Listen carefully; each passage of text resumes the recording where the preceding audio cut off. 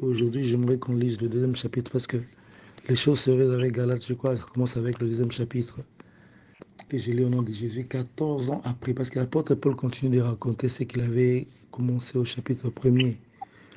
Il a commencé à expliquer aux Galates que l'évangile qu'il était en train de prêcher, c'est un évangile qu'il n'a reçu de personne. C'est Dieu lui-même qui lui a enseigné cet évangile. C'est le Seigneur Jésus lui-même qui lui est apparu et qui lui a enseigné cet évangile. Ce n'était ni Pierre, ni notre apôtre, ni une autre personne qui lui avait enseigné cet évangile.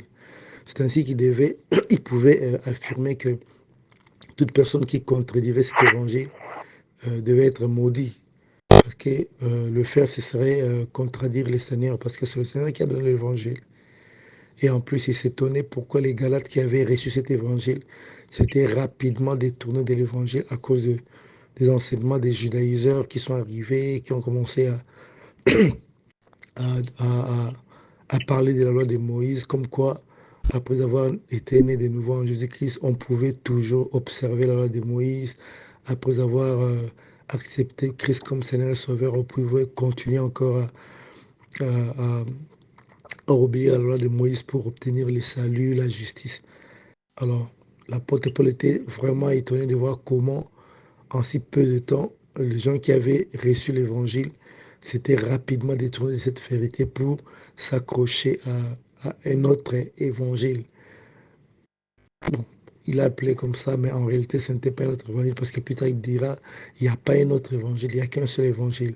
Mais sauf qu'il y a des gens qui voulaient troubler les chrétiens, les Galates, qui propageaient un autre sang qui n'était même pas l'évangile de Christ. Alors, j'ai essayé aussi de parler de l'évangile de Christ en peu de mots. C'est que le même apôtre considère comme étant l'évangile de Christ la bonne nouvelle du salut, la bonne nouvelle apportée à l'humanité pour lui donner des solutions par rapport à tous les problèmes que les péchés ont introduits.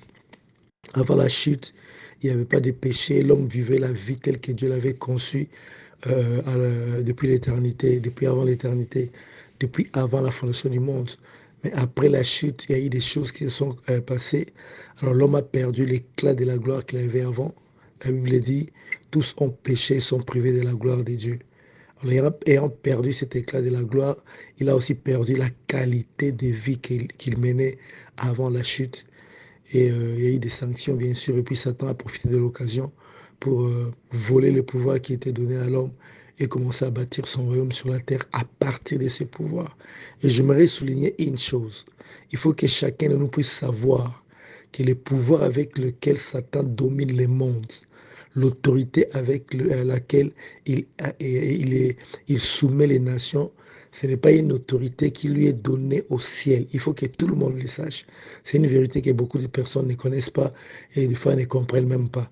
Le pouvoir utilisé par les diables pour faire du mal à l'homme, pour établir son royaume sur la terre, pour ravager les nations, c'est un pouvoir qui ne lui a jamais été donné au ciel.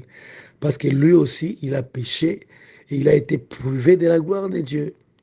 Tout comme l'homme a péché, il a été privé de la gloire de Dieu. Nous sommes tous des esprits. Satan, c'est un esprit, mais un esprit de l'ordre angélique. Tandis que nous sommes des esprits, mais des esprits de l'ordre humain. La différence, c'est que nous, on nous a collé la nature humaine. Et cette nature était liée avec le corps qu'on nous a donné, le corps qu'on nous a doté, le corps qui a été formé à partir de la poussière de la terre.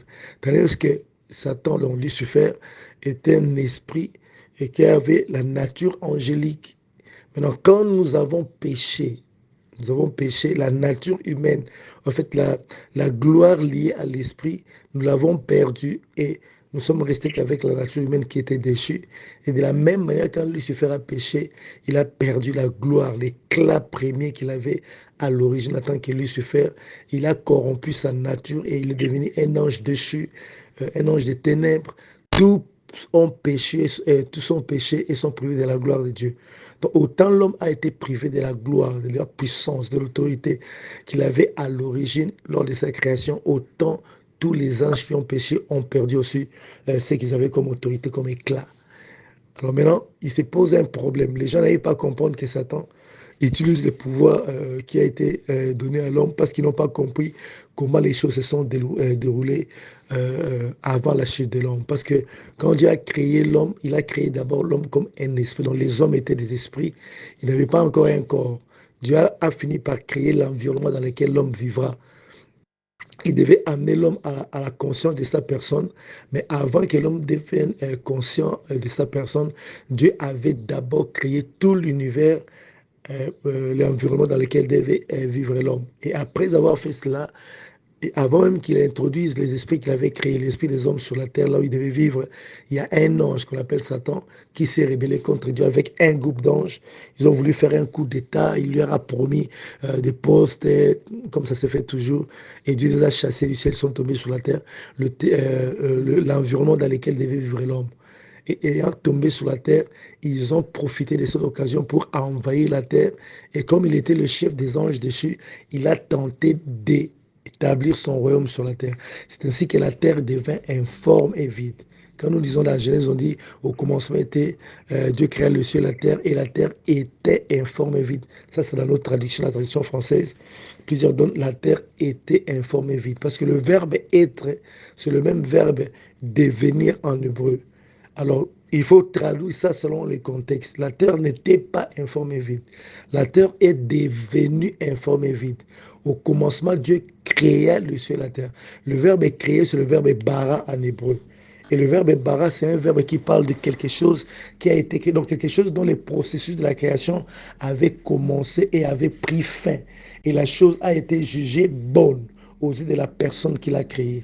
Voilà pourquoi il est toujours dit, Dieu vit que c'était ce qu'il avait créé était bon. Ce fut les premiers jours.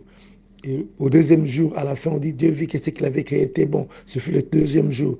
Et ainsi de suite jusqu'au sixième jour. Donc, les verbes bara parlent de quelque chose qui est stable, qui est palpable, qui est créé et qui est arrivé à la fin de sa création. La personne qui l'a créé jusqu'à la chose a été totalement créée. Alors quand on dit au commencement, Dieu bara le ciel et la terre ne pouvait pas être informe et vide. Et le mot informe et vide, c'est le mot tohu vabohu en hébreu. Au tohu vabohu, on parle d'un cataclysme, d'une catastrophe qui est arrivée. Au fait, les choses étaient normales, mais sauf qu'il y a un cataclysme qui a provoqué ce qui a suivi par la suite. Donc, la présence du verbe est bara et la présence du mot tohu vabohu, traduit par informe vide, désert, nous fait voir que la terre n'était pas créée désert, n'était pas créée informe et vide. La terre a été créée. Au commencement, Dieu créa le ciel et la terre. La terre a atteint le processus, en fait, Dieu a fini la création de la terre et la terre avait une certaine forme, était stable, était palpable. Mais il y a des choses qui ont arrivé et qui sont arrivées par la suite.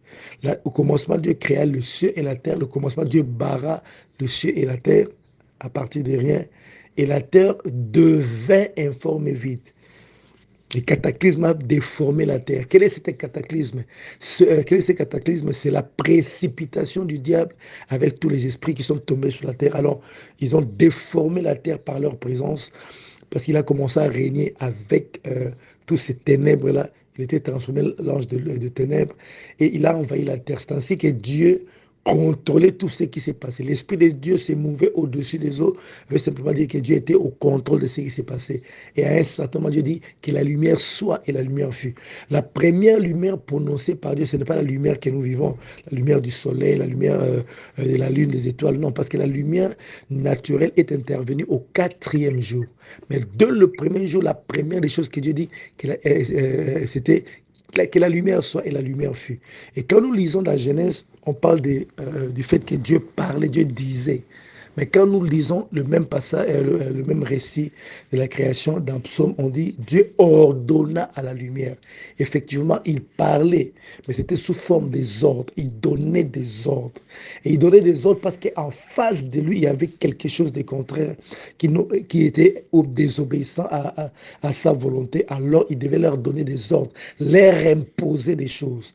Et le ténèbre, là, symbolise le règne de Satan sur la terre qui a rendu la terre informe et vide. Et Dieu, avant de commencer toute chose, avant de commencer à réaménager la terre, la première des choses qu'il a faites, c'était d'ordonner que le règne de Satan cesse sur la terre.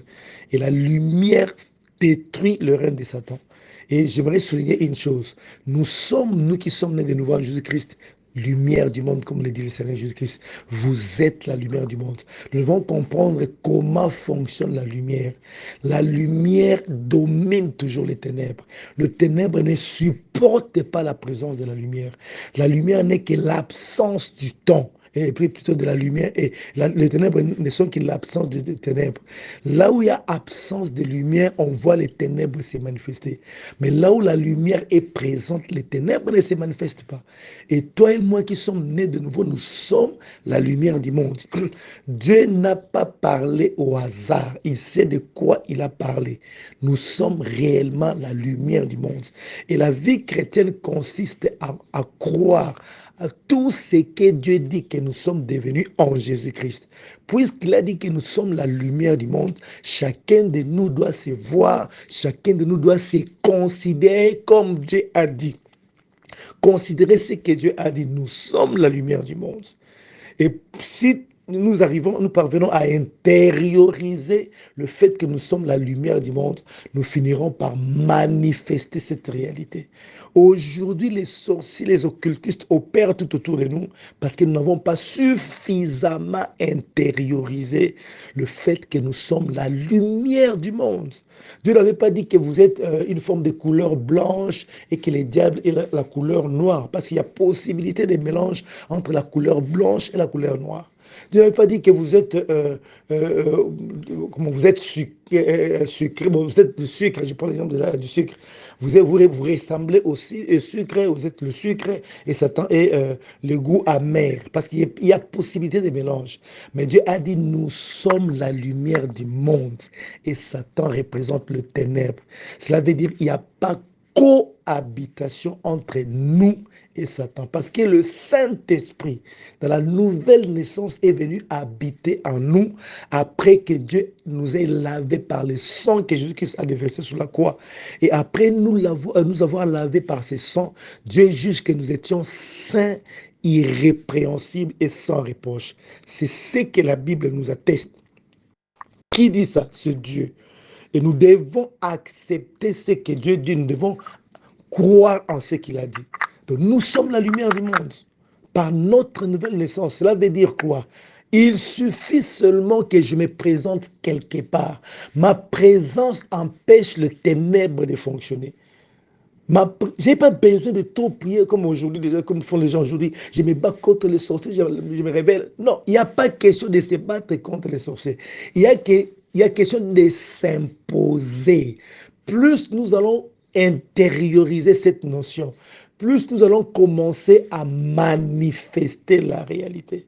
Si au départ de notre vie chrétienne, au début, on était encore des bébés spirituels, on pouvait se battre pour vaincre les sorciers, mais la victoire sur les sorciers n'est pas fonction des combats que nous menons, parce que nous ne menons pas de combat. Le combat a déjà été livré à la croix et le diable a été vaincu. Ce n'est pas un combat où on a demandé à tous ceux qui travaillent pour le compte du diable de combattre contre tous ceux qui travaillent pour le compte de Dieu. Non. Ou soit tous ceux qui appartiennent au diable de se battre avec tous ceux qui appartiennent à Dieu. Non, le combat s'est fait comme ça s'est passé à l'époque de David. On a besoin d'un champion du côté de Satan. On a aussi besoin d'un champion du côté de Dieu. Les deux champions devaient se battre. Si l'un des champions gagnait l'autre champion, ceux qui étaient gagnés devaient se soumettre au champion qui a gagné. Et lui et tout ce qui lui appartient. C'est ce qui s'est passé. Et pour les humains, Christ s'est manifesté. Christ s'est présenté comme le représentant de la race humaine. Et Lucifer s'est présenté comme le représentant de tout ce qui lui appartient. Et ce jour-là, David a écrasé Goliath et les Philistins ont été vaincus. La même chose s'est passée à la croix. Christ a écrasé Satan et tout ce qui lui appartient a été soumis. Donc nous n'avons plus à nous battre. Cessons avec ces histoires-là. Nous avons à imposer la victoire obtenue à la croix. Cette victoire est connue de toute la création. Ces jours-là, le soleil a vu comment le Seigneur était témoin. du comment le Seigneur a écrasé Satan. La lune était témoin, la terre sur laquelle nous marchons était témoin, l'air que nous respirons, toute la création, les étoiles, toute la création a vu la chute de Satan, l'écrasement de Satan. Et après cette histoire-là, la Bible déclare que Christ a dépouillé les autorités, les dominations. Il les a dépouillés. Donc, Satan n'a plus rien. Il n'a que la ruse. Il n'a que le mensonge. Et j'aime toujours dire aux gens, ne lui donnez pas la position qu'il n'occupe pas. Parce qu'aujourd'hui, on parle de Satan, surtout dans le message déformé du combat spirituel. On l'a présenté comme un dévastateur, un être puissant. Il n'est pas puissant. S'il était puissant, il m'aurait déjà attaqué depuis longtemps. Parce que je ne fais que l'écraser, le minimiser, le ridiculiser. Il n'est pas puissant, il a été dépouillé. Qui dit cela? C'est Dieu qui le dit. Donc, nous sommes tenus de ne croire qu'à ce que Dieu a dit. Parce que c'est ça la vie chrétienne. La vie chrétienne est une vie basée sur la croyance en la parole que Dieu a déclarée. De quelle parole s'agit-il? Il s'agit de la parole de Christ. Christ est qui pour nous? Qu'est-ce qu'il a accompli pour nous? Qu'est-ce qu'il nous a obtenu? Et notre nouvelle naissance fait de nous quel genre de personnes? Quand nous comprenons ces choses, nous les intériorisons. C'est alors que notre fonctionnement même ira dans le sens de la parole que Dieu a prononcée. Il a dit à Josué que ce livre de la loi ne s'éloigne point de ta bouche. Puis il continue. Médite les nuits et jours afin d'agir. Afin d'agir. Les actes que posent les êtres humains viennent des profondeurs de leur âme, de leur homme intérieur. On ne peut jamais parler sans que ce qu'on parle ne vienne de profondeur de notre homme intérieur. Les actes que nous posons viennent de profondeur de notre homme intérieur. Donc, tu as décidé aujourd'hui de te connecter avec nous parce que tu as pensé le faire. Ça vient de ton intérieur. C'est ainsi que Dieu travaille l'intérieur de l'homme afin que le travail fait à l'intérieur puisse se manifester à l'extérieur. La vraie sanctification commence à l'intérieur de l'homme et puis ça se répand à l'extérieur, jamais de l'extérieur vers l'intérieur. Parce qu'il y a des gens qui se comportent bien, mais leur cœur est pourri. Au fait, ce sont des hypocrites. Mais Dieu veut que le travail soit fait dans le cœur. Et après que ce travail soit réellement accompli dans le cœur, ses effets se propagent à l'extérieur. Dieu travaillera toujours notre homme intérieur. C'est là que doivent résider les paroles de Dieu. Je suis juste parce que Dieu me dit qu'il m'a justifié à cause du sacrifice de Jésus. Jésus-Christ n'a point connu le péché, mais il a préféré monter à la croix et attirer tout le péché du monde entier. Il est devenu même péché pour moi afin que moi je devienne la justice de Dieu. C'est ce que la Bible déclare. J'ai été acquitté pour toujours au point qu'il n'y a maintenant aucune condamnation pour nous qui sommes en Jésus-Christ. Qui est celui-là qui ira au ciel pour aller accuser les enfers de Dieu? Personne, nous dit l'Épître aux Romains. Qui les condamnera? Personne. Tout ça, c'est à cause de l'œuvre de la croix. Et c'est Dieu qui nous présente les choses telles qu'elles se présentent à ses yeux. Dans le monde spirituel, les décors ont déjà été plantés pour que nous puissions régner.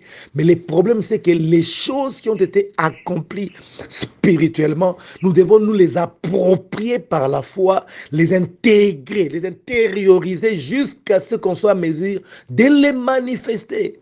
Jamais la sainteté provient de l'extérieur, en fait, commence à l'extérieur de l'homme pour pénétrer son intérieur. Jamais. La sainteté, c'est quelque chose qu'on acquiert à l'intérieur. Il a dit que je suis saint, alors j'accepte que je suis saint. Pendant que j'accepte que je suis saint, je vois encore mes défauts défiler devant moi. Je vois encore mes faiblesses. Mais là n'est pas le problème. L'apôtre Paul dit, si tu tombes, ne reste pas là où tu étais tombé. Relève-toi, regarde devant et continue ta course. Il n'a jamais appelé de personnes parfaites. Il n'a jamais sauvé de personnes parfaites. Les gens sauvés sont des pécheurs. Les gens qui ont été contaminés autrefois par les péchés, qui ont été lavés par le sang de Jésus et apprennent à marcher par la foi. La question que moi je pose aux croyants, vous êtes des croyants, vous croyez en quoi? Parce que quand on est croyant, on croit à quelque chose. Nous croyons en ce que Dieu dit que nous sommes devenus en Jésus-Christ. C'est ça la vie chrétienne. La vie chrétienne, le message chrétien n'est pas un message compliqué. Ça tourne autour de Christ. Les apôtres parlaient de Jésus. Ils parlaient de Jésus. Et les gens entendaient parler de Jésus. Toutes les personnes qui ont entendu parler de Jésus ont fini par être guéries par leur maladie, ont fini par s'approcher. La femme de la perte de sang entendait parler de Jésus. On ne parlait pas d'autre chose, si ce n'est de Jésus de qui il est, de ce qu'il a accompli, afin qu'ils adhèrent au message. L'aveugle Bartimée entendait parler de Jésus. Et quand l'occasion lui est présentée, il a su que Jésus était en train de passer, il a crié de toute sa force pour que Jésus-Christ puisse le guérir. Aujourd'hui, le message chrétien a été défoué parce qu'on a introduit beaucoup de choses qui sont en dehors de Christ. Et l'apôtre Paul avait prévenu, dans les derniers jours, il y aura des gens qui seront ennemis de la croix de Jésus-Christ. Ils prêcheront un message qui est contraire à la croix de Jésus-Christ. Pourtant, c'est à la croix que Christ a tout accompli. C'est la croix qu'il a écrasé Satan. C'est la croix qu'il a déployé les autorités de domination. Aujourd'hui, attribuer à Satan une certaine puissance, une certaine autorité sur l'Église, sur les enfants de Dieu, c'est contredire l'œuvre de la croix de Jésus. C'est être ennemi de la croix de Jésus. Aujourd'hui, pousser les gens à marcher leur vie, à vivre leur vie en fonction des prescrits de la loi. Quand bien la loi prescrit des bonnes choses, c'est aller en contradiction avec la croix de Yeshua HaMashiach. Nous devons accepter ce que Dieu nous présente comme parole, comme en fait réalité du monde spirituel. Je suis ce que Dieu dit que je suis, même si dans mon corps, je ne vois pas encore, j'en vois pas encore les manifestations. Dès lors que je suis né de nouveau en Jésus-Christ, il y a des choses qui commencent à s'opérer dans ma vie. Je dois m'ouvrir à la parole de Dieu, insérer la parole en moi pour permettre au Saint-Esprit de faire son travail. C'est ce que nous devons tous faire. Nous sommes devenus ce que Dieu a dit que nous sommes devenus. Il n'y a même pas de discussion à faire là-dessus. Nous devons nous conformer à la pensée de Dieu. Alors, je disais au début, le diable règne sur la terre, mais il ne règne pas avec les pouvoirs qui lui ont été donnés au ciel. Lui aussi, il a péché, il a été privé de la gloire qu'il avait à l'origine. La seule chose qu'il a gardée, c'est la nature angélique, parce qu'on ne lui a pas doté d'un corps physique. Il a un corps spirituel. C'est ça, en fait, l'avantage qu'il a peut-être sur les chrétiens, parce qu'il a un corps spirituel qui n'est pas visible à l'œil nu. Et ceux qui sont dans le monde spirituel voient ce qui se passe dans le monde physique, mais ceux qui sont dans le monde physique ne voient pas forcément ce qui se passe dans le monde spirituel. Mais attention, même dans ces conditions-là, nous lui sommes supérieurs. Parce que Dieu, sachant que beaucoup de gens ne verront pas avec les yeux, il nous a donné les yeux de la foi. Nous voyons avec la foi. Qu'est-ce que je vois? Je me vois assis à la droite du Père, au-dessus de toute autorité, de toute domination, de toute puissance, de toute dignité, au-dessus de tout nom qui se peut nommer, non seulement dans le siècle présent, mais encore dans le siècle à venir. Je vois ça dans mon imagination, je vois ça par ma foi. Pourquoi je vois ça? Parce que le Dieu créateur de toutes choses, le Dieu qui ne ment jamais, m'a dit que à ma nouvelle naissance, il m'a englobé dans la mort du Christ. Il m'a fait asseoir à sa droite, au-dessus de Satan. Je n'ai pas besoin de voir ça avec mes yeux. Je n'ai besoin que de voir ça avec les yeux de mon cœur, avec ma foi. Et quand je m'impose avec ma foi, Satan finit par céder. Nous devons tous voir, nous voir plutôt, mais à la lumière de la parole de Dieu. Et la parole de Dieu, c'est une question de la croyance. Une question de la croyance. La Bible dit, la foi vient de ce qu'on entend. Et la foi, c'est la croyance même de Dieu. L'être humain a sa manière de croire. L'être humain peut croire négativement, tout comme positivement. Ça, c'est la croyance. C'est quelque chose qui est humain, c'est clair. Mais la foi, c'est la croyance de Dieu. Quand Dieu croit, on appelle ça la foi. Or, Dieu t'exige d'avoir la foi. Cette foi ne vient que de lui-même. Il est l'auteur et le consommateur de la foi. La foi vient de ce qu'on entend. Même moi qui te parle, je n'ai jamais eu la foi. La foi que je libère est fonction de la parole de Christ qui a pénétré mon esprit. Dieu accomplit des miracles, mais généralement, il accomplit des miracles à travers la parole de Christ qui a logé dans nos esprits, qui a pénétré nos esprits. Voilà pourquoi nous sommes tous tenus de nous exposer à la parole de Dieu, de laisser la parole pénétrer nos esprits, parce que c'est cette parole-là qui produira la foi. Et nous sommes en mesure de le faire parce qu'il a promis dans Ézéchiel 36, dans les jours à venir, je vous purifierai de toutes vos souillures, de toutes vos idoles. J'ôterai de vos corps le cœur de pierre. Je mettrai en vous un cœur de chair. La différence entre un cœur de pierre et un cœur de chair, c'est que le cœur de pierre ne peut pas être pénétré par l'épée de la parole de Dieu. Mais le cœur de chair peut être pénétré par la parole de l'épée de la parole de Dieu. Et puis il a continué. Je mettrai mon esprit en vous. Là, on sait qu'il parle de la nouvelle alliance. Parce que dans l'ancienne alliance, l'esprit n'était pas au-dedans de l'homme. N'était pas dans l'homme. L'esprit était à l'extérieur de l'homme. Il venait saisir l'homme par moment et puis il partait. Parce que le sang qui avait établi l'ancienne alliance n'était pas en mesure d'ôter les péchés. C'est C'était un sang qui couvrait le péché pendant un moment. Ça couvrait le péché. Puisque ça ne faisait que couvrir le péché, le Saint-Esprit venait en ce moment-là agir et il partait avant que le péché soit vu de nouveau. Mais le sang de la nouvelle alliance a ôté les péchés et c'est ce sang-là qui a permis à ce que le Saint-Esprit vienne habiter en nous. Et Dieu promet, je vous purifierai de toutes vos souillures et de toutes vos idoles, j'ôterai de vos corps le cœur de pierre, je mettrai en vous un cœur de chair. Et puis il dit, je mettrai mon esprit en vous. Donc on parle de la nouvelle alliance. Et je ferai que vous suiviez mes ordonnances et vous puissiez observer, pratiquer mes lois. Ézéchiel 36 du verset 25 au verset 27e. Vous vous rendez compte? Donc quand nous comprenons ces choses, alors nous allons comprendre comment nous devons fonctionner. La vie chrétienne, c'est une vie basée essentiellement sur la foi qui produit la parole de Dieu en nous. Chacun de nous est appelé à s'exposer, à exposer ses pensées, à exposer son cœur à la parole de Christ, afin que cette parole puisse produire la foi. Nous sommes ce que Dieu dit que nous sommes. Et c'est ce qui est arrivé au Galate parce qu'on est venu, on est allé les embrouiller comme on embrouille les chrétiens aujourd'hui avec des principes qui ne sont pas conformes à la parole de Dieu, des choses qui n'ont rien à voir avec la chrétienté. On a ajouté beaucoup de choses et ce qui a rendu compliqué la vie chrétienne et ce qui a rendu même difficile le déploiement de la puissance de Dieu au sein de l'Église. Parce qu'autrefois, la puissance s'est déployée à telle enseigne qu'on ne parlait même pas des sorciers qui devaient aller envoûter les gens à l'Église. Où avez-vous dans la Bible, on parle des chrétiens qui ont été envoûtés par les sorciers, on parlait de la prison. Ils se sont réunis, ils ont prié, il y a eu tremblement de terre. Ils ont prié, il y a eu des guérisons extraordinaires, au point que l'ombre même de l'apôtre Pierre pouvait toucher quelqu'un et cet homme pouvait être guéri. Il y a même des linges qui ont été appliqués dans le corps de Paul pour aller être appliqués dans le corps de ceux qui étaient malades et les malades étaient guéris. Est-ce que les miracles ont changé? Non. Est-ce que les choses ont changé? Est-ce que la parole a changé? Non. Le problème, c'est que notre croyance a baissé, ou bien notre libération de la foi a baissé parce qu'il y a des choses qu'on a introduites qui n'ont rien à voir avec Jésus, alors que ces mélanges-là empêchent la libération de la foi. Or, la foi vient de ce qu'on entend. Ce qu'on entend se résume par la parole de Christ. Pas autre chose. La parole de Christ. Et même dans la Bible, toute la Bible n'est pas forcément la parole de Christ. Peut-être qu'il y aura des gens qui seront choqués, mais je vous l'ai dit, toute la Bible n'est pas la parole de Christ. Tout ce qui est écrit dans la Bible ne nous concerne pas forcément. Parce qu'aujourd'hui, nous les chrétiens, on ne peut pas se munir d'un agneau pour aller sacrifier afin d'obtenir le pardon des péchés. Ça ne peut pas se faire. Celui qui le fait aujourd'hui est contre la croix de Christ. Parce que nous, on a déjà Christ, le véritable agneau qui a été immolé. Et on ne peut pas amener d'autres sacrifices à la croix, bien sûr à l'autel, pour obtenir le pardon des péchés. Pourtant, il y a des musulmans qui le font aujourd'hui. Il y a même des juifs qui continuent à le faire aujourd'hui. Ils sont en dehors de la croix de Jésus. Donc, il y a certaines choses qui ne nous concernent absolument pas. Si Moïse a établi que les femmes ne peuvent pas hériter, mais Dieu l'a contraint de changer les choses. Il y a certaines lois, d'ailleurs la loi interdisait à la femme d'entrer même dans les temples. Ils étaient juste au parvis.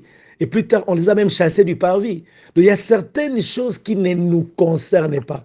D'ailleurs, Christ est venu en disant, il vous a été dit œil pour œil, dent pour dent. Mais moi, je vous dis, si quelqu'un te frappe à la joue gauche, présente lui aussi la joue droite. Donc, œil pour œil, dent pour dent, ne nous regarde pas. Ce n'est pas quelque chose qui nous concerne. Ça a été établi pour un moment, mais Christ est venu réformer toutes choses. Alors, nous devons localiser la parole de Christ. L'apôtre Paul parle de la parole de Dieu comme étant ombre et image à venir. Le message. Il y a des ombres, il y a des images dans la parole de Dieu. Les images nous concernent, les ombres ne nous concernent pas. Qu'est-ce qu'on appelle ombre? Ce sont les choses qui ont été ajoutées. Et même jusqu'à aujourd'hui, il y a des choses qui s'ajoutent. Le Christ est venu corriger les ajouts de Moïse pour rester, pour nous laisser que la parole de Dieu. Et entre Moïse et Jésus, c'est Jésus qui a écouté. Quand le message que Jésus-Christ a livré semble contredire les messages de Moïse, nous sommes tous appelés d'accepter ce que Jésus a dit parce que c'est lui la véritable parole. Moïse n'a fait que percevoir les choses et beaucoup de prophètes n'ont pas aussi bien perçu les choses. Moïse construit un tabernacle. Il vous produit un tabernacle avec le lieu très saint, lieu saint parvis. Alors qu'on lui avait dit, regarde les modèles qui te seront montrés au ciel. Mais quand nous regardons le ciel, on ne trouve ni lieu très saint, ni parvis, ni lieu saint. Alors, est-ce que Moïse a-t-il bien vu? Bien, Moïse a-t-il bien reproduit ce qu'il a vu? Donc, on voit en Moïse certaines choses qui ont été introduites, mais que Dieu n'avait pas besoin que ces choses soient introduites. Puisqu'il était législateur, il a eu l'autorité de le faire, mais plus tard, Christ devait venir pour réformer toutes choses. Voilà pourquoi quand il meurt à la croix, la Bible dit le voile qui séparait le lieu. Il y a deux voiles qui mettaient des séparations entre dans les compartiments, en fait, qui compartimentaient le temple. Il y a le voile qui séparait le lieu très saint avec le lieu saint. Il y a aussi les voiles qui séparaient le lieu saint avec le parvis. Et ces deux voiles ont été déchirés ce jour-là quand Christ mourait à la croix. Les voiles ont été déchirés pourquoi? Parce que c'est la correction. Il vient corriger. En réalité, ça ne devait pas être comme ça. Alors nous devons tous regarder à Jésus et accepter ce qu'il a dit. Et l'erreur des Galates, c'est qu'ils se sont rétractés par rapport aux enseignements qu'ils ont reçus, juste parce qu'il y a eu des gens qu'on appelle les judaïseurs qui sont passés par là pour essayer de faire quoi?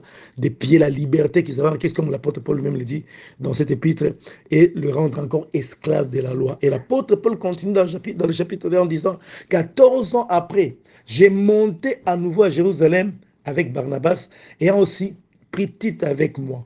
Et ce fut d'après une révélation que j'y montais. Je leur exposais l'évangile que je prêche parmi les païens. Je l'exposais en particulier à ceux qui sont le plus considérés, afin de ne pas courir ou avoir couru en vain.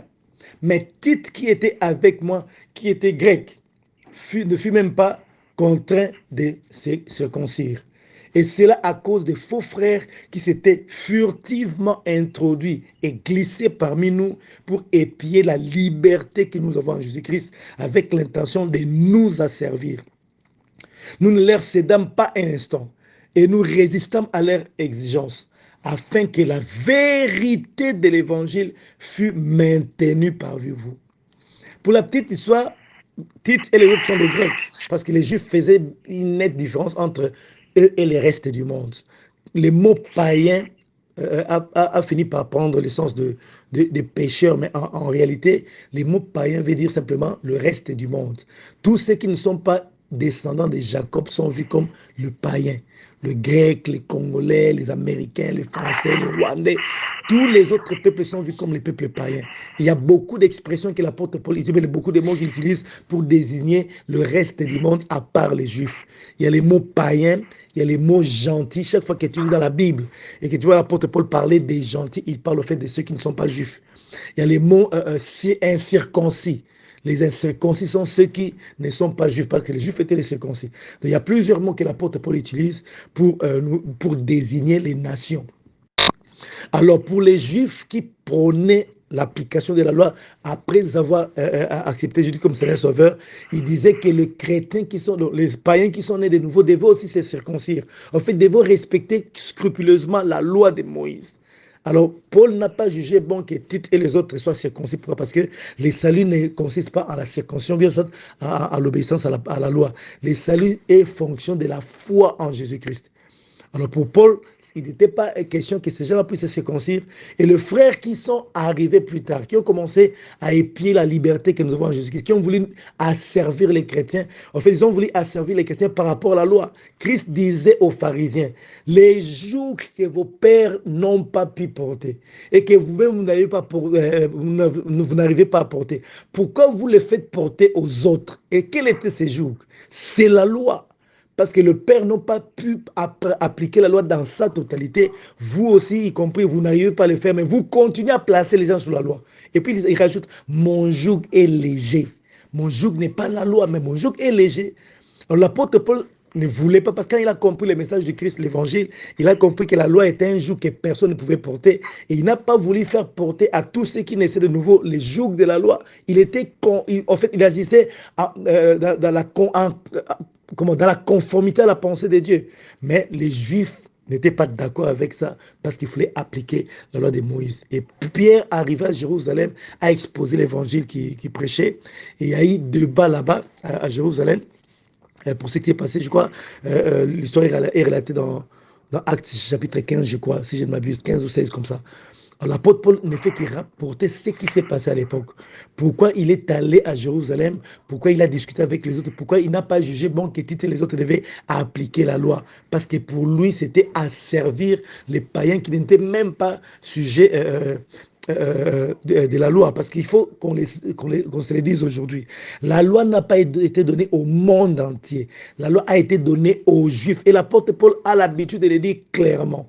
Les païens, les non-juifs, les gentils, les grecs, les incirconcis n'ont rien à voir avec la loi. Mais malheureusement, on a pris tout le monde, on nous a insérés dans la loi alors que nous n'appartenons pas aux alliances de la loi. C'est le même apôtre Paul qui dira dans Éphésiens que nous faisons partie des bénéficiaires des alliances de la promesse.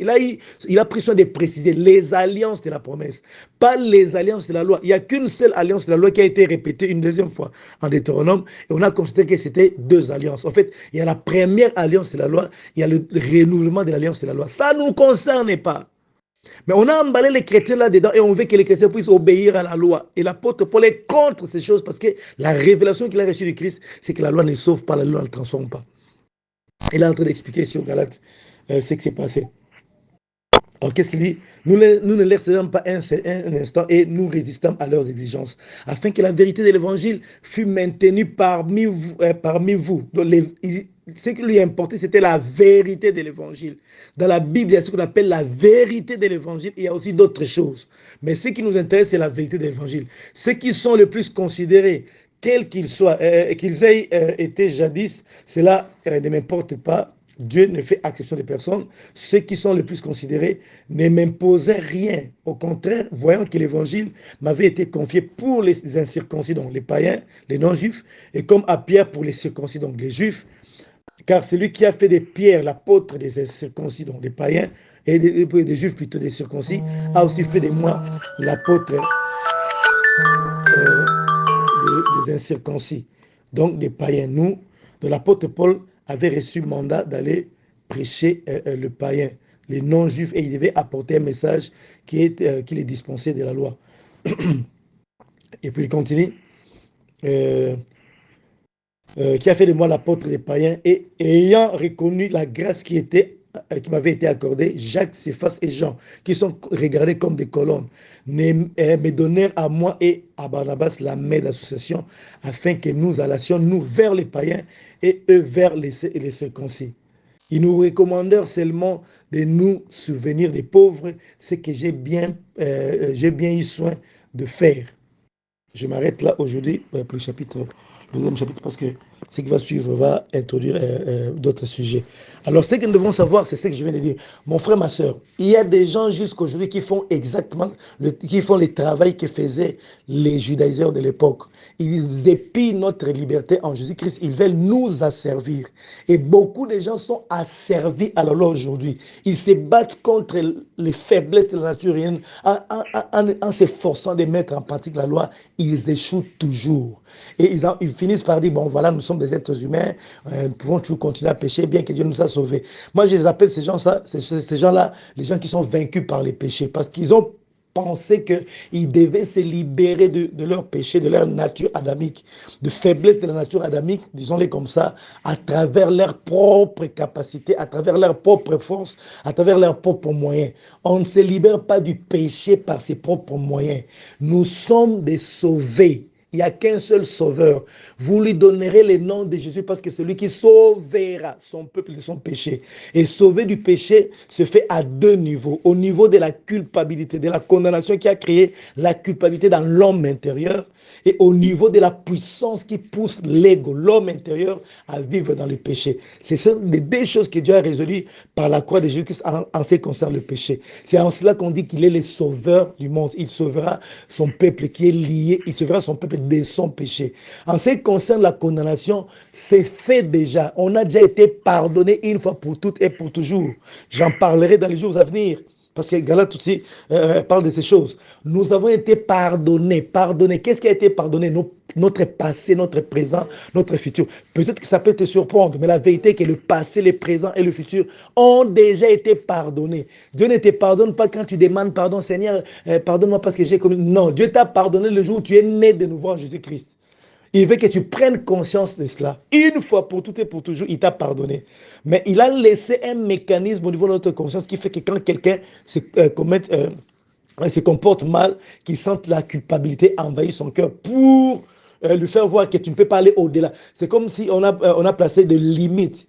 Tu es sauvé, mais tu ne peux pas te comporter au-delà des exigences de Dieu. Une fois que tu vas au-delà, la conscience t'interpelle. Et cette conscience qui t'interpelle ne te condamne pas, ça t'interpelle. Et après, quand tu reconnais que tu as fait du mal aux yeux de Dieu, c'est alors que la conscience est libérée. Tu ne sens plus la culpabilité. Mais des fois, la culpabilité persiste. Quand le Saint-Esprit vient agir pour nous faire voir que nous avons mal agi, il y a une forme de culpabilité qui nous envahit. Mais dès lors que nous reconnaissons que nous avons mal agi, nous tournons vers Christ, la culpabilité s'en va. Mais quand la culpabilité persiste, là on comprend que ce n'est pas le Saint-Esprit qui agit. C'est le diable qui est en train de te culpabiliser, de te condamner parce qu'il voudrait te détacher de la présence de Dieu, parce qu'il voudrait te faire rater les bénédictions de Dieu. Parce qu'il y a une personne qui se sent coupable, une personne qui est accablée dans sa conscience. Cette personne ne pourra jamais libérer la foi. Cette personne ne sera pas à mesure de marcher selon les préceptes de la parole de Dieu. Tout ce que cherche le diable, c'est de nous culpabiliser, de nous montrer une certaine image de nous. Et cette image a toujours rapport avec l'être adamique. Mais le Saint-Esprit fait le contraire. Le Saint-Esprit vient glorifier Jésus. Il vient exalter Jésus. Le Saint-Esprit viendra parler de moi. Il parlera de moi. Il vous transmettra les choses que je vais vous donner. Et le Saint-Esprit vient nous faire voir Jésus, la nature que nous avons en Jésus. Pendant que le diable s'exerce ou bien s'efforce à nous faire voir notre nature adamique. Et quand tu vois ta nature adamique, tu auras toujours la conscience du péché. Mais quand tu vois ta nature christique, tu n'as pas la conscience du péché et la foi ou bien la parole de Dieu est là pour nous amener à nous enraciner dans la conscience de ce que nous sommes devenus en Jésus-Christ. C'est ça la différence entre le Saint-Esprit et le diable. Le diable cherche à nous culpabiliser en permanence. Mais tandis que le Saint-Esprit vient lever la culpabilité quand la personne reconnaît qu'il a mal agi, elle a mal agi. Parce qu'il faut que la conscience soit là comme comme une ligne, une limite. Sinon, les enfants de Dieu se vautreront dans les péchés, feront n'importe quoi, soit disant ils ont été pardonnés, comme certaines personnes qui prêchent mal la grâce, continuent à le dire aujourd'hui, pousser les gens à commettre les péchés parce qu'on a déjà été pardonné. La vérité est qu'on est déjà pardonné, les passés, les présents et les futurs ont été pardonnés. Mais ce n'est pas une autorisation, bien une licence pour les péchés. Non, Dieu ne nous autorise pas à nous comporter mal, bien qu'il ne nous condamnera plus jamais. Mais au moins, nous devons savoir que le Saint-Esprit est là pour nous rappeler. Il y a aussi les diables qui profitent de l'occasion pour venir accabler notre conscience par la culpabilité. Et ce sont les choses qu'on va développer parce que beaucoup de gens ne le savent pas. Et quand vous maîtrisez ces choses, vous maîtrisez les diables. Il n'a nulle part où aller pour vous accuser. Il ne peut vous accuser nulle part. Parce qu'après avoir accompli son œuvre, une voix a crié au ciel. Qui accusera les élus de Dieu? Personne. Est-ce que les élus de Dieu ont atteint la perfection naturelle? Non. Est-ce qu'ils continuent encore à broncher, comme dit l'apôtre Jacques? Oui. Mais est-ce qu'ils sont condamnables? Non. Alors, c'est ce que nous devons savoir. Et nous devons aussi savoir, puisque nous ne sommes pas condamnables, nous devons nous laisser complètement à Christ afin qu'il applique sa parole à nous, à l'intérieur, dans notre homme intérieur, et qu'il arrive à vaincre notre ego et le soumettre à la volonté de Dieu afin que nous puissions produire une vie digne de la repentance. J'aimerais que tu parles à Dieu maintenant. Que tu dises à Dieu, Seigneur, aide-moi. Je ne sais pas si vous sentez la portée des choses qui sont dites dans Galates. Il y a des choses profondes concernant le salut. Si nous comprenons cela, alors nous aurons un avantage terrible sur les diables, sur les démons, et nous ferons un pas, un bond en avant concernant notre vie chrétienne. Alors je veux que tu demandes à Dieu, ou tu t'adresses à Dieu et que tu lui dises merci, et que tu lui dises merci parce qu'il va t'ouvrir les yeux. Pendant que nous sommes en train d'étudier Galates et même Philippiens et même Romains, Dieu va t'ouvrir les yeux sur certaines choses que tu dois connaître. Ce qu'on appelle les b.a.-ba de l'évangile. Ça va booster ta foi et ça va te stabiliser pour que tu puisses avoir une bonne marche vers ta destinée de gloire et que tu grandisses rapidement dans la foi. Dis à Dieu merci parce que tu es ce qu'il dit que tu es. Dis à Dieu merci parce que tu possèdes ce qu'il dit que tu possèdes. Dis à Dieu merci parce qu'il t'a fait membre de sa famille. Alors tout ce qu'il a dit que tu es, c'est ce que tu es. Et dis-lui aussi de t'aider à comprendre, à être révélé, à voir les choses tel qu'il veut que tu les vois. Surtout les choses que nous sommes en train de partager ici dans la Galate, que Dieu t'aide vraiment à les saisir, à les comprendre, à les intérioriser par la puissance du Saint-Esprit. Est-ce qu'on peut élever nos voix et prier? Je pense qu'on a consommé presque tout notre temps. On va juste prier un peu et puis on va clôturer. Alors, on élève nos voix pour dire merci à Dieu parce que nous sommes ce que Dieu dit que nous sommes. Dis à Dieu merci parce que le Saint-Esprit t'aidera à ne pas permettre à ce que d'autres messages qui n'ont rien à voir avec la chrétienté puissent t'envahir. Dieu fera de sorte que tu prennes conscience du vrai message sur la chrétienté, du vrai message chrétien, et tu vas te débarrasser de tout ce que tu as entendu qui n'est pas conforme à Christ, qui n'est pas conforme au message de Christ. On dit merci à Dieu au nom de Jésus. Seigneur, nous te bénissons ce matin. Malgré qu'il y a eu un peu, j'ai eu du mal à me connecter, mais tu nous as quand même permis de nous connecter pour partager la parole de Dieu. Seigneur, Galate est riche de révélations. Galate est riche de révélations concernant notre salut, concernant les positions que tu nous as données. Seigneur, merci parce que tu nous aides à comprendre ces choses.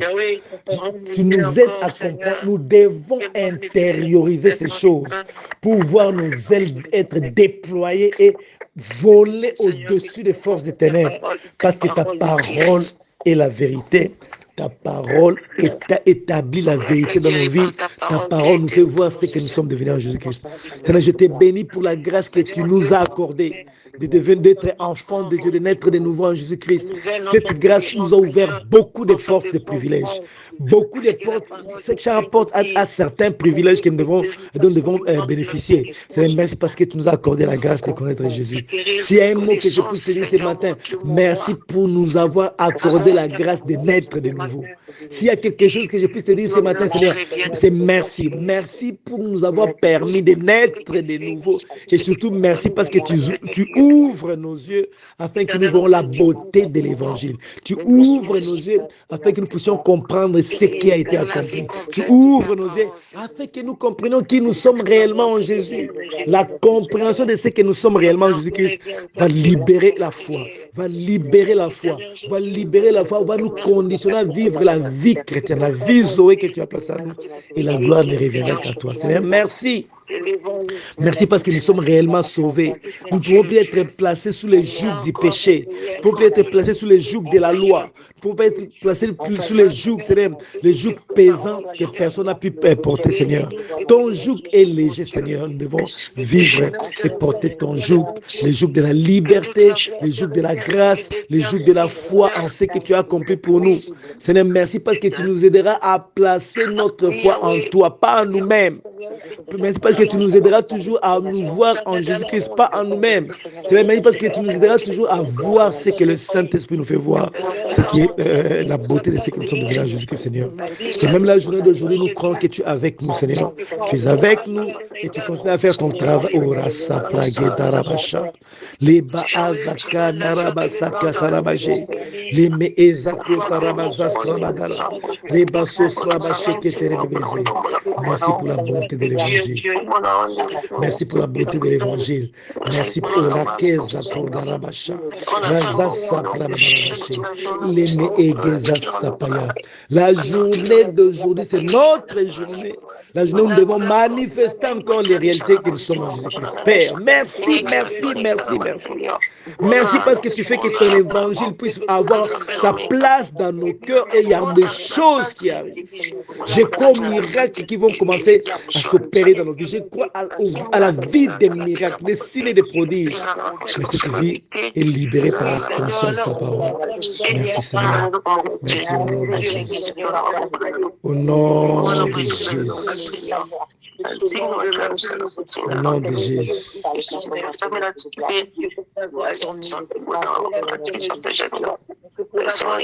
nom de Jésus. Au nom de Jésus. Alléluia, alléluia, alléluia.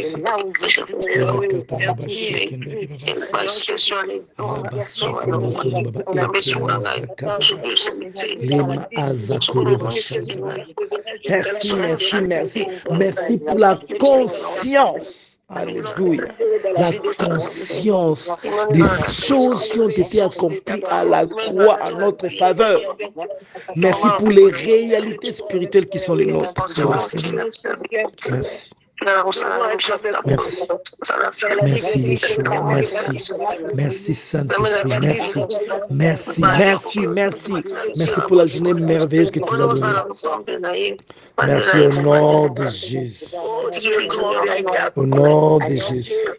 J'aimerais prier pour toi ce matin. Si tu peux placer ta main droite sur ton cœur, place seulement ta main droite sur ta poitrine. J'aimerais prier pour toi ce matin. Laisse-moi prier pour toi ce matin. Pose ta main droite sur ta poitrine et moi je vais prier pour toi. J'aimerais que pendant que je serai en train de prier, que ton homme intérieur soit focalisé sur les choses que tu veux obtenir, les choses que tu attends de Dieu.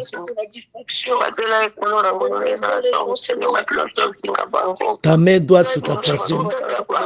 Et moi je vais prier pour toi.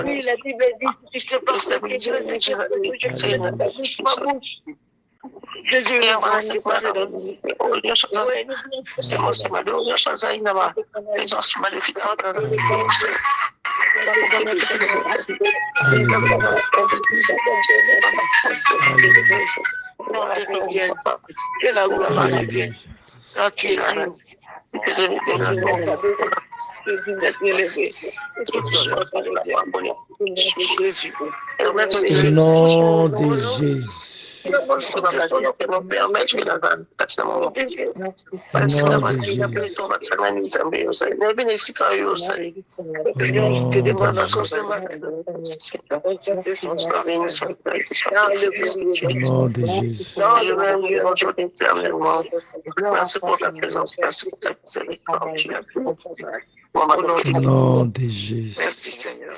Mets ta main droite sur ta poitrine et je vais prier pour toi. Je te demande seulement de voir. Vois mon frère, vois ma soeur. Mets juste ta main droite sur ta poitrine et je vais prier pour toi.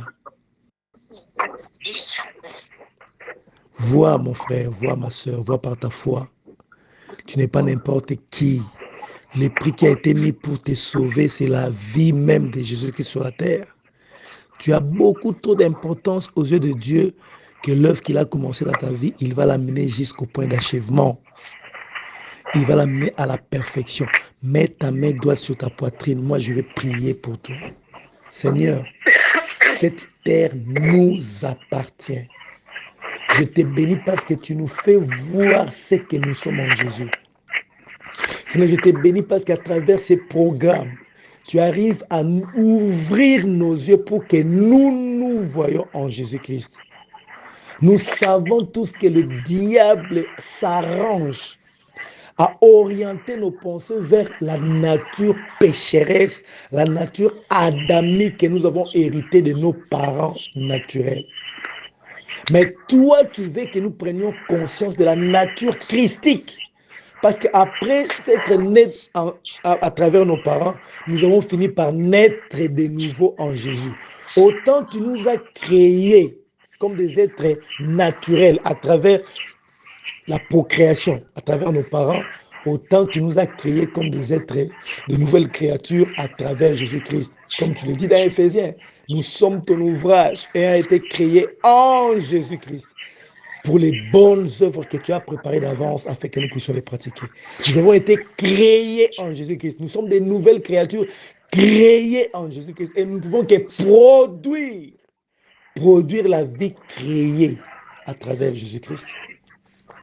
Seigneur, maintenant que nous sommes en train de partager Éphésiens, ma prière est que toutes les confusions qu'il y a dans nos têtes puissent disparaître, que nous puissions voir la beauté de l'Évangile, que les gens puissent, nous tous puissions voir la beauté de l'Évangile et que nos esprits puissent adhérer à l'Évangile. L'apôtre Paul avait beaucoup de connaissances. Il a été pharisien, pas le moindre des pharisiens, mais l'un des pharisiens les plus exaltés de son époque.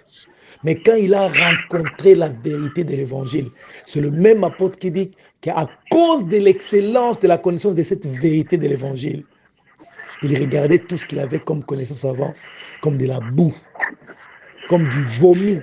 Parce que l'excellence de la connaissance de Christ surpassait tout ce qu'il pouvait avoir dans sa vie. C'est ainsi qu'il n'a plus voulu se remarier. Pourquoi? parce que l'excellence de la connaissance du Christ lui importait beaucoup. Père, pendant que nous sommes en train de prier, de partager Galates, aide-nous à comprendre, à accéder à cette excellence de la connaissance du Christ. Que nous te connaissions. Que la connaissance de Christ pénètre nos esprits. C'est ma prière ce matin. La connaissance de Christ. Le Saint-Esprit est en chacun de nous qui sommes nés de nouveau. Et toi-même, tu as dit, nous n'avons pas besoin qu'on nous enseigne parce que l'onction elle-même nous enseignera. Quand nous suivons les enseignements, il y a une adhésion intérieure provoquée par le Saint-Esprit. Laisse que cette adhésion se fasse voir, se manifeste aujourd'hui par le Saint-Esprit. Que les confusions qu'il y avait entre la loi et la foi, les confusions qu'il y avait entre les comportements qui proviennent de la foi et qui proviennent de la loi, puissent se dissiper complètement et que nous puissions voir clair et que nous commencions à marcher selon la foi. Ce n'est plus nous qui devons vivre. C'est toi qui dois vivre ta vie en nous. Tu veux venir reproduire la même vie que tu as vécue autrefois, sans péché, en face des tentations, en face des problèmes, en face des ténèbres, tu n'as jamais péché. Et tu es revenu en nous pour reproduire la même vie. Mais il faut que nous te laissions faire. Te laissions faire, reproduire ta vie. Et cela passe par notre croyance, notre foi en ta parole, en ce que tu nous présentes comme parole. Merci parce que tu nous as exaucé, Seigneur. C'est ce que je me permets de bénir tout ce peuple qui me suit. Allez de l'avant. Vous avez raison de régner. Vous avez raison de dominer. Si on pose la question de savoir pourquoi vous devez être en bonne santé, la raison est simple. Le sang a coulé sur la croix. Si on pose la question de savoir pourquoi vous devez prospérer, la raison est simple. Le sang a été versé à la croix. Le sang de Jésus te donne raison de dominer. Le sang de Jésus te donne raison de régner, d'être en bonne santé. Le sang de Jésus te donne raison d'assujettir tout ton environnement. Il n'y a pas deux, trois raisons, il n'y a qu'une seule raison. Le sang de Jésus. J'ai droit à prospérer, j'ai droit à vivre dans la prospérité à cause du sang. Et à cause du sang de Jésus, je déclare sur toi, va vivre ta prospérité.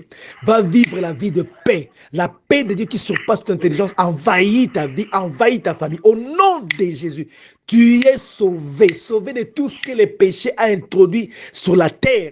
Alors, vis cette vie, une vie exempte des conséquences du péché, une vie loin des conséquences du péché, parce que toutes les conséquences de tes péchés sont tombées sur Jésus et tu en as été complètement libéré au nom de Jésus-Christ de Nazareth. Que tout ce qui produit le péché comme vie ne puisse jamais être nommé dans ta vie au nom puissant de Jésus-Christ. Que tout ce que le péché produit comme condamnation, comme malédiction ne puisse jamais être vu dans ta vie parce que tu n'es pas dans la liste de ceux qui doivent vivre ces choses. Tu as été libéré, tu as été placé sous le sang de Jésus, tu participes à l'expression du sang de Jésus. Je maudis les cauchemars et leur origine. Je maudis les pensées négatives et leurs origines. Je maudis le manque de foi au nom de Jésus. Ce matin, au nom de Jésus, je renverse les pensées forteresses, les pensées négatives, les pensées d'échec, les pensées de destruction, toutes les pensées, toutes les idées qui te viennent et qui n'honore pas le nom de Jésus. Tombe au nom de Jésus. Je rends tes pensées captives à l'obéissance à Christ. Que la parole que tu écoutes pénètre ton esprit, loge dans ton esprit. Cette parole pénètre, va même change, pénètre les battements de ton cœur, pénètre ta moelle épinière, pénètre la circulation sanguine, pénètre tout en toi, ta respiration. Que tu ne puisses que vivre selon la parole de Dieu, la parole de Christ.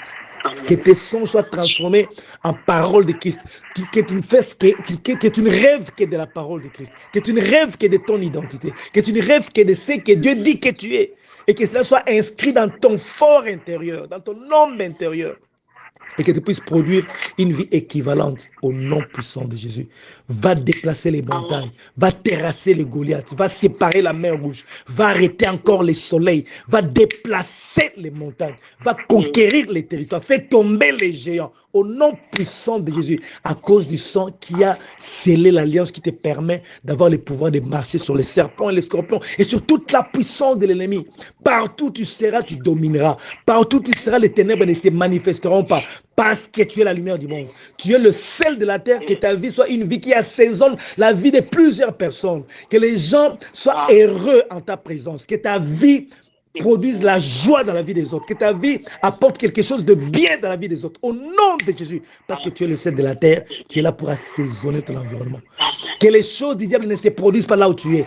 Domine parfaitement ton environnement. En ta présence, les sorciers ne peuvent pas fonctionner, les occultistes ne peuvent pas fonctionner.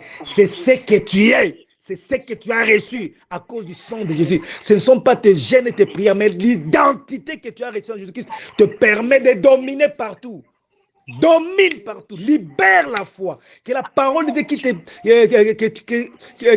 que tu entends puisse libérer la foi équivalente, qui te permettra d'imposer les royaumes de Dieu dans ton environnement. Au nom de Jésus, tu es béni, ta famille est bénie. Au nom de Jésus, vous participez à l'aspersion du sang de Jésus. Au nom puissant de Jésus-Christ. Amen. Amen. On se voit demain vendredi le soir. Et puisque c'est 2 heures, on aura suffisamment de temps pour prier. Vous savez, les matins, beaucoup de gens ont des occupations et des fois, comme nous débordons comme ça, ils ne peuvent pas tenir jusqu'au bout. Ils peuvent se déconnecter facilement. Mais les vendredis soirs, si tu n'as pas un programme, connecte-toi à nous. On commence la prière à 22h, heure de Kinshasa. Pour ceux qui sont en Europe, c'est 23h. Et on va jusqu'à 0 heure de Kinshasa, 1h pour ceux qui sont en Europe. C'est le vendredi. Connecte-toi. Dispose de tout ce qu'on utilise pour faire la Sainte Seine. Le pain, le jus, je ne sais pas si le vin sans alcool. Dispose de ça parce que nous allons faire un service de Sainte Seine. Et puis si tu as une bouteille d'huile d'olive, en tout cas, soit avec cette bouteille-là, parce qu'on va prier, on va faire les services d'onction huile. L'onction brise les jougs. On a besoin que beaucoup de jougs soient brisés. Surtout au niveau mental, parce qu'en réalité c'est le mental qui empêche les enfants de Dieu d'accéder aux privilèges qui leur ont été accordés à travers Jésus-Christ. Et il faut qu'il y ait des barrières mentales, et il faut que ces barrières mentales puissent tomber plus tôt. Et le vendredi, nous sommes là de 22h, heure de Kinshasa, jusqu'à 0h, 2 heures de prière. On va partager, on prendra du temps dans la prière, dans les déclarations. Et surtout que c'est une prière de nuit. Ça se fait la nuit, donc ça a beaucoup d'avantages parce qu'en ce moment-là, il y a des esprits qui fonctionnent, des esprits qui viennent s'attaquer aux gens. Et en ce moment-là, ce sont les esprits qui ne connaissent pas ce que nous savons, qui vont être en face de nous et ils sauront que nous savons quelque chose. Parce qu'un esprit a beaucoup de difficultés à vaincre celui qui connaît quelque chose. Ils ne lisent pas nos cœurs. Ils ne savent pas ce qu'il y a au-dedans de nous. Ils viennent nous attaquer et quand nous réagissons de manière en fait, quand nous réagissons comme des gens qui connaissent quelque chose, ils vous pointent, ils savent que telle personne connaît ces choses, alors ils ont beaucoup de difficultés à prospérer dans leurs œuvres dans ta vie. Mais quand tu ne connais pas, ils se moquent de toi, c'est là où ils vont se jouer de toi. Mais la nuit, c'est le moment où nous libérons des choses. Et les esprits arrivent à comprendre que nous savons quelque chose. Des fois, ils hésitent à venir nous attaquer parce qu'ils savent que ce type-là, il connaît beaucoup de choses. Il libère la parole de Dieu, l'épée des esprits. Alors si je vais là-bas, je vais échouer. Il faut faire pression sur les diables. Nous devons mettre la pression sur les diables. Et le meilleur moment de mettre la pression sur les diables et ces démons, c'est la nuit. On en parlera plus tard, un autre jour. Mais pour l'instant, sachez que demain, nous avons prié à 22h, heure de Kinshasa, jusqu'à 0h. Nous ferons la Sainte Seine et nous aurons aussi un service d'onction d'huile. Et que Dieu vous bénisse abondamment au nom puissant du Seigneur Jésus-Christ. On se voit demain à 22h. Invitez les gens. Les choses que je suis en train de dire ici à Éphésiens, dans Galates, sont des choses qui sont compliquées pour beaucoup de gens. En tout cas, quand je partage Galates, il y a beaucoup de questions qui sont suscitées. Si vous avez des questions, n'hésitez pas à les poser. À l'époque des apôtres, les gens posaient des questions. Ce n'était pas comme aujourd'hui où les pasteurs parlent, les serviteurs de Dieu parlent, il n'y a personne pour lui poser des questions, même si les choses qu'il dit ne sont pas cohérentes. Non, il faut avoir le courage de poser les questions quand on ne comprend pas. Il faut poser. Tel que je suis là, si je n'ai pas de réponse aux questions posées, je vous dirais clairement que je ne connais pas tout, je connais en partie, je n'ai pas de réponse à ces questions. Prions Dieu pour qu'il puisse nous éclairer. Mais si j'ai des réponses, je vous donne des réponses par rapport à ce que j'ai dit. Alors ne restez pas là seulement à écouter ce que je dis, à accepter tout. Non, je ne vous appelle pas à tout accepter, je vous appelle à tout poser, à tout questionner. Tout ce que j'ai dit, si vous trouvez qu'il y a des questions à poser, posez des questions jusqu'à ce que vous soyez satisfait. C'est ce qui est important. Donc posez des questions parce que Galates suscite beaucoup de questions.